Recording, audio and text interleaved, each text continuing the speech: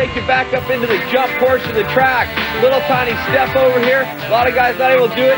Then into the supercrossy section. Couple double jumps into your finish line jump, and that's your Suzuki Fast Lap. Well, last week we watched Ricky Carmichael battle with Stefan Roncada through the first lap. It was the first time Carmichael had really been led, and then watch what happens here. Contact. Stefan doesn't like it, tries to cut him off, and Ricky didn't like that. Watch his answer. Apparently you don't mess with number 4.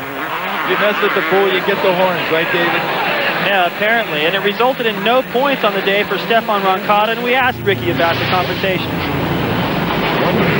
We came around the mechanics area turn, and I took a different line than he did. Then I was on the inside, and he made a mistake, and I was already committed, so I ran into him.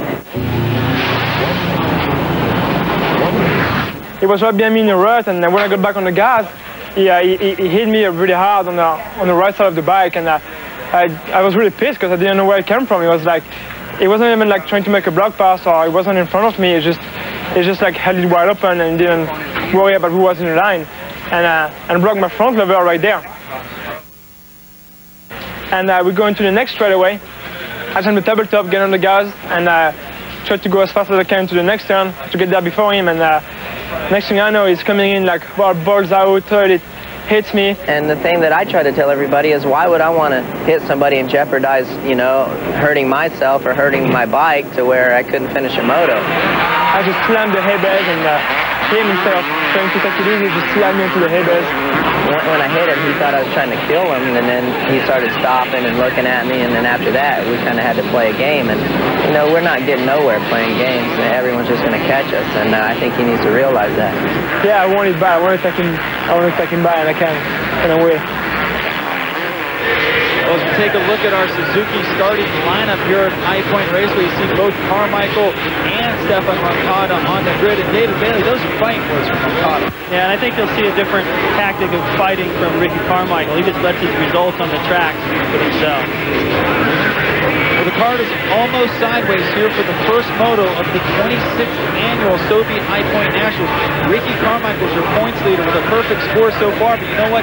High Point is one of 2 tracks left on the circuit where he has never won a 250 National. The winner of the last 2 High Point Nationals, Team Yamaha's David Billerman. The card is sideways and the gate drops, and we have begun. And right up the middle, it's John Dowd on big 520 KTM. Guy Cooper on the 540 behind him. Number 4, Ricky Carmichael second. There's Sean Hamlin. A little outside, you see Ezra Luss, Stefan Roncada, and Sebastian Tortelli. A pretty much clean start for all the top runners, David. Well, this is interesting. You got Carmichael just ahead of Roncada, who already goes to the inside. After what he said about that last week run-in, he says, I can take him and I will. But Ricky makes short work of John Dowd right at the bottom of the stair steps into the stadium whoops.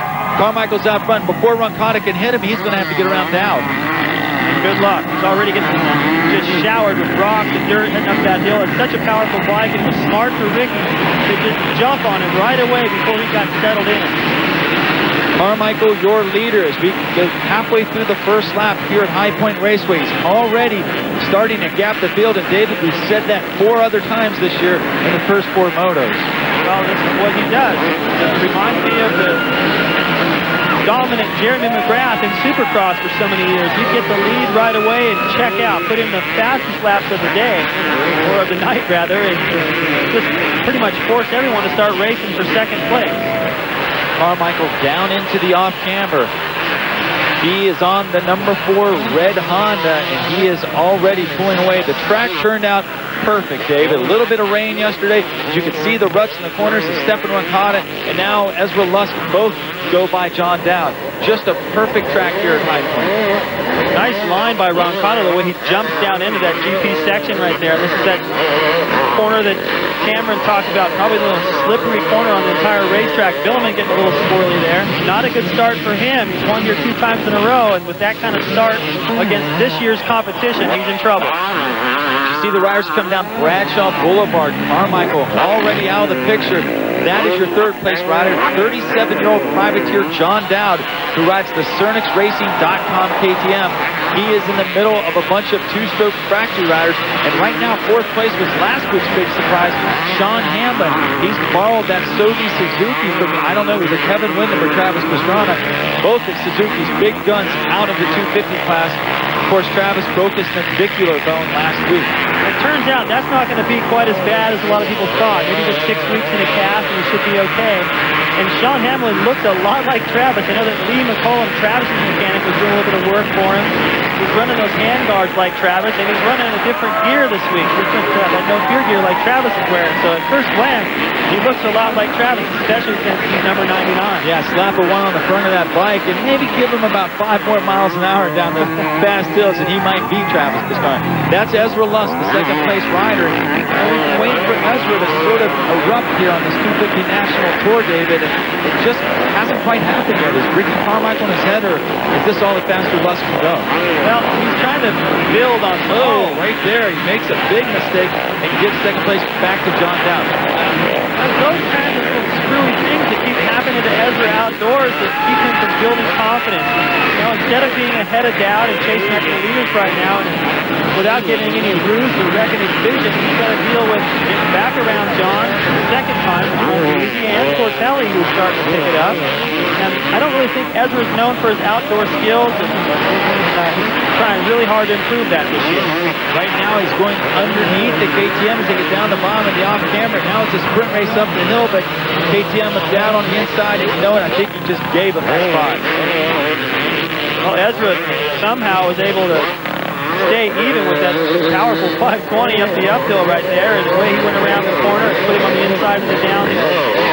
Tortelli does likewise. Tortelli makes a pass down the off-camera. That's the second time in as many laps as we've seen Tortelli pass someone down there, what we're calling the GP section of the track. He came from the GPs and is a world champion. Maybe he likes that section. A little further back, you see Hamlin, and that is Robbie Rayner on the Rayner Modifications Honda, trying to move up and battle for the top 5 position. Right behind them is Moto Triple X privateer Kyle Lewis.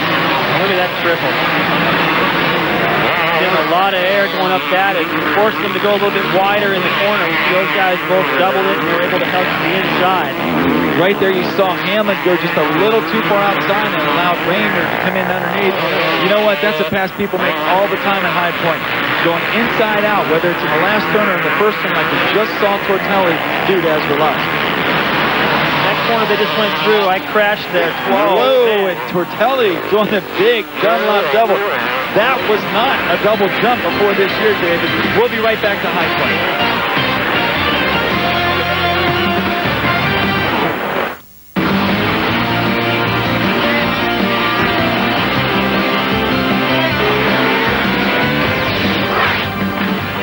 Speedworld's presentation of AMA Motocross is brought to you by Honda, the company that defines performance in motorcycles, ATVs, and scooters. Honda, performance first. And by Suzuki, maker of innovative motorcycles and all-terrain vehicles. Speaking of Suzuki, there you see Sovi Suzuki star Travis Pastrana, and that is not a riding glove on his left wrist, David. No, it's too bad. But like I said, it seems like the navicular, that could have been a big problem. Those things never heal and wreck careers, but it looks like Travis is going to get through it okay. And it looks like the rider replacing Travis, Sean Hamlin, is riding very well. He is in 5th place right now, but behind him, here comes veteran Kyle Lewis, number 23 on that big 450 Honda, and he's got Team Kawasaki factory rider Stefan Roncada right behind him. Roncada is not obviously going to get back at Ricky Carmichael on this motor, David. Nope. Nowhere near him. Nobody is. Even Tortelli, who took a little bit of time out of him that last lap. Ricky turned it back up, though. He's only about 9 seconds back, and I just don't see him able to cut into that margin any more than that. Especially these guys, they're just concerned with each other. This is a great battle they're having. Lewis in 6th. He's wearing the red and white at the top of the hill, number 23. The orange Kawasaki, I guess orange clothing Kawasaki. Stefan Roncada in 7th tries an inside line. You see Hamlin right in front of them, Billaman right behind them. And Ferry just poking his nose into that shot. He didn't get a very good start, which surprises me on this uphill start here at Mount Morris, where he has all that horsepower. But Davey, I noticed he was limping pretty bad. I don't think he's 100%. They come across the infield and up over the big double jump. It's Hamlin, Lewis, Roncada, Billiman, and Ferry. And this is your battle for 6 through 10. Hamlin taking that outside line, leaving the door open. He gets a good run at the hill, but if they're any closer than that and he goes wide, they're going to make the pass. And he's got a lot of, look at all this stacked up behind him. But you know, what a great way for that kid to learn. I mean, if he wasn't on that factory Suzuki, if he didn't have that boost of confidence, he might be in another group behind these guys. And the only way to learn how to go faster is to go with guys faster than you. And here you see Roncada, he looks like he's actually slowed it down a little bit, and he goes around, gives up the inside to Billman. Roncada definitely not being aggressive here at High Point. Not aggressive enough. I thought that's one thing that pretty much everyone agrees that aggressiveness has not been his problem this season, but you also got to look at the craftiness of Billiman through a corner like that. He's done so well here at Mount Morris in the past couple of years. Wet or dry, it doesn't matter. The guy likes this place. We should also mention that Roncada was another Kawasaki rider who twisted his leg around in practice. He had ice on it, just like his younger teammate James Stewart in the 125 class. Not a completely healthy weekend for Kawasaki, but still, Roncada's not getting the breaks he needs to get up there and race for this championship. And I thought once these guys reeled in Hamlin, that was going to be that. Just one by one, they were going to sneak their way by, but this kid is doing a great job of holding everybody off. Little mistake right there. He's going to give up some time, but he doesn't seem to be rattled by all this pressure behind him. Hamlin, number 99 on the Suzuki. Behind him, the veterans, Lewis and Billiman. As we mentioned, Billiman, the winner of the last two Sobe High Point Nationals, but under much, much different conditions. In order for the track to get like it was last year, it would take a Hangtown style rain, David, and it just doesn't look like it's going to happen. No, it has gotten a little cloudier. There's a little bit of a cloud cover now, which looks like on camera that it would be a little cooler, but don't let it fool you. It's pretty hot and very humid out here. And towards the end of this race, not just the physical aspect of being a little bit tired, but the sweat in your goggles really becomes a problem. You can see the track starting to rut up nicely here. Down into the bottom, Hamlin continues to lead, and he continues to learn as he goes along, Dave.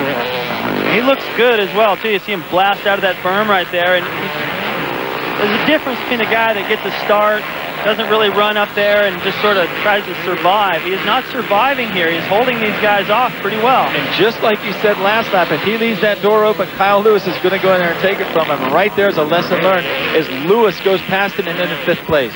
And Hamlin comes right back and punches down the hill on Lewis. A very aggressive move. And Lewis is going to come right back and try and take it again. And look, Hamlin is set up on the inside to do likewise. That time there's no chance, Dave. That's what I like. That's the fight I was talking about. He's just not up there going, well, eventually they're going to get me. He feels like he's a part of this group now, and especially with the factory ride, he probably feels a little extra pressure. And he's right back up on Lewis as they come down Bradshaw Boulevard, looking back over his shoulder, and now he's got a fight in front and in back of him. And right around Lewis he goes again. Hamlin putting in the most exciting ride of his young pro career. Yeah, I would feel a little extra pressure, and in fact did when I got stepped up to first class with Kawasaki in my early days. You got 4 or 5 mechanics standing around and going, okay, you know, you've been doing pretty well. Now you have this bike. We expect you to get up there and do at least as well as you've been, which would mean finishing right here compared to how he did the Hangtown. And we've got all these guys lined up wanting him. Hamlin down into the bottom, tries an outside line. That's going to open the inside. Lewis comes in. They can't jump that Dunlop double like you're seeing Carmichael and Tortelli do it, at least not from that spot on the track. Now down over the stair steps. It is still Hamlin's 5th, Lewis 6th, Billiman 7th, and Roncada in 8th. Good. Lewis with that different timing, tripling all the way through there, but it's still not fast enough for Billiman. And right there, Lewis caught himself looking at the back of Hamlin's rear wheel, and it was all Billiman needed to sneak right past him. That's what they call Billiman the Cobra for, I think. One of the reasons was these strikes. Right there, he was just waiting for those 2 guys to foul each other up and pick up a position, or maybe both of them. See the lines Billiman uses, he's going outside into the grass to miss a couple braking bumps. Very smart line choice from David Billiman. I say it all the time, and I'll keep saying it because he's one of the most creative guys out there, and the first to find the new little lines out there that save a 1/10 of a second here and a 1/10 of a second there. Now Hamlin makes another mistake, and again he was on the outside where we talked about before, and this time it's Bileman who goes past. So Hamlin maybe didn't learn that lesson quite well the first and second time, David. Yeah, it's hard sometimes for some riders, and right there he goes past him again. Hamlin, it just gives it right back every time. I mean, full credit to the rookie from Sun City, California. And he is trying the inside there, but there's just no chance. There's one big line on the outside of that really steep off-camber. So Bileman goes by for 5th, but Hamlin right there in 6th. Lewis is 7th, and Roncada holds down 8th as they come down Bradshaw Boulevard. Well, Team Suzuki's got to know that this kid went out there with this supposedly better bike and more support and tried as hard as he could. So it's Carmichael, Tortelli, and Lusk. We will be right back to the Sobe High Point. Unfortunately, we do not have a day like that here in 2002 as Ricky Carmichael on the number 4 Honda continues to pull away from the pack. He is well ahead of everyone, David. And not tripling up that hill like I thought he might. Decided, you know what, inside to inside and get that bike down to the ground is a little bit faster. He's got Tortelli back there pushing him hard, so if it was faster to triple that, he would be doing it. There's still another double jump that he's jumping coming out of this right-hander, then the left. He and Tortelli, the only ones doing it that I've seen so far. Ricky approaches the Dunlop doubles. We shoot back to our 3rd place rider. That's Ezra Lusk on the Kawasaki, and he is trying to reel in Sebastian Tortelli, but right now those 2 Hondas out front are gone, David. Well, that's pretty much been the story. I was surprised Tortelli didn't do better at Hangtown, really, especially since it was muddy. But he's going to have to get better starts to get up there and have any kind of a shot at beating his teammate Carmichael. He has to know from testing that Carmichael is unbelievable, and the only way he's going to beat him is to start with him or in front of him, and the same goes for Ezra and everybody else out there. Up around the first turn, Lusk continues to hold 3rd. Right now it's a lonely 3rd as this first moto starts to wind down. Ezra approaching that great big Dunlop double jump, not going for it. Flashing back, this is your 4th place rider. This is actually a surprise, I think. Robbie Rayner, the full privateer on a Honda modified by his father, Robert Sr., and right now he's putting it to about half the factory boys in the field, David. Well, now we're starting to see some of that stuff we hear Travis Pastrana talking about all the time, going, man, I go to Rayner's house and we practice motos and he laps me, and I'm thinking, how is that possible looking at Rayner's results? But he's starting to show what he's capable of. This was the immediate pass for the lead that Ricky put on John Dowd.